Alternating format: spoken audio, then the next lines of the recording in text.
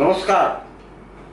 सब থেকে আগে পুরো বিশ্বে থাকনে वाला প্রত্যেক সনাতনী ভাই বোনদের কাছে আমার নমস্কার এবং প্রণাম। আর আপনাদের থেকে অনুরোধ আমার ভিডিও যেন শুরু থেকে লাস্ট পর্যন্ত দেখবেন এবং নিজের অপিনিয়নও পাঠাবেন কি আমি অভয়া গুণের জন্য যে বলছি ওটা কি ভুল বলছি বা ঠিক বলছি, এই অপিনিয়নটা দিবেন, পাঠাবেন আমাকে। আমার এবারে সহ্য হচ্ছে না, এই জন্য কি হয়ে গেল 55 দিন সরকার আসার। একটি কথা মনে রাখুন, একটা উকিল কেউ আছে যার নাম আমি জানি না, কিন্তু একটা ভিডিওতে আমি দেখেছি ও সঞ্জয় রায়ের সঙ্গে ভিডিও বানাইছে।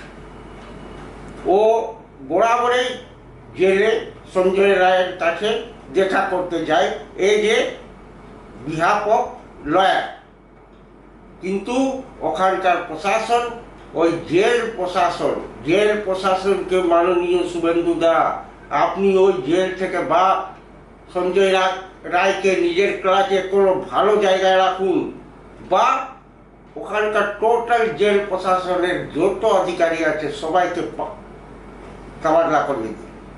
কেন কি ওরা এখন পর্যন্ত পয়সা তো অনেক আছে না মমতা অভিষেকের কাছে, ব্যাপার হচ্ছে ভাতিজার প্রশ্ন আছে, এটাতে আদেশ ব্যানার্জি ফেসে আছে বলেই তো এত কাণ্ড করালো। আমার তরুণী বোনটাকে পর্যন্ত হত্যা করিয়ে দিল, নৃশংস রেপ করিয়ে দিল। নইলে ই স্বার্থী রেডি ই কারোর জন্য এত কাজ করতে পারে, কিন্তু করেছে, এই হত্যা করাইছে। আপনি একে কাস্টাডিতে নিন আর দেখুন 71 বছর তো বয়স হয়ে গেল, কত আর দম আছে ওয়াতে, 4 লাঠি পড়লেই তো সব উগলে দেবে। আপনি সঞ্জয় রায়কে সেভ করুন।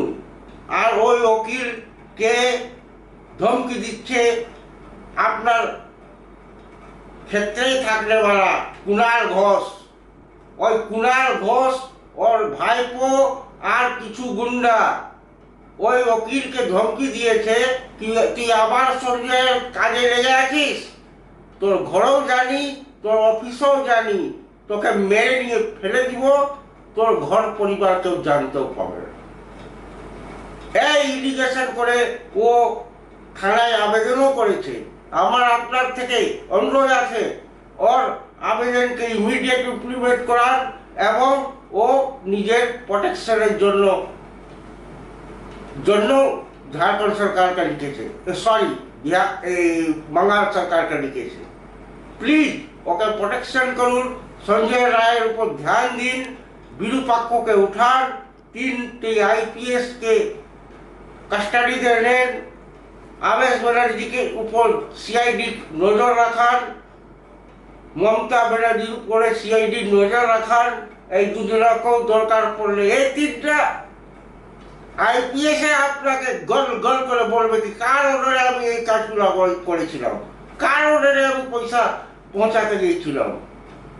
আপনার পাশেই বসে আমার ছোট বোন অভয়ার মা, আমার বড় দিদি, কমসে কম উনার কান্না, উনার যন্ত্রণাকে তো বুঝতে হবে দাদা। আর অনেক দিন হয়ে গেল, আর এইভাবে ছাড়া যাবে না। কি জাহাজ চলছে, ইনভেস্টিগেশন চলছে, আর এই চলছে আর ওই চলছে।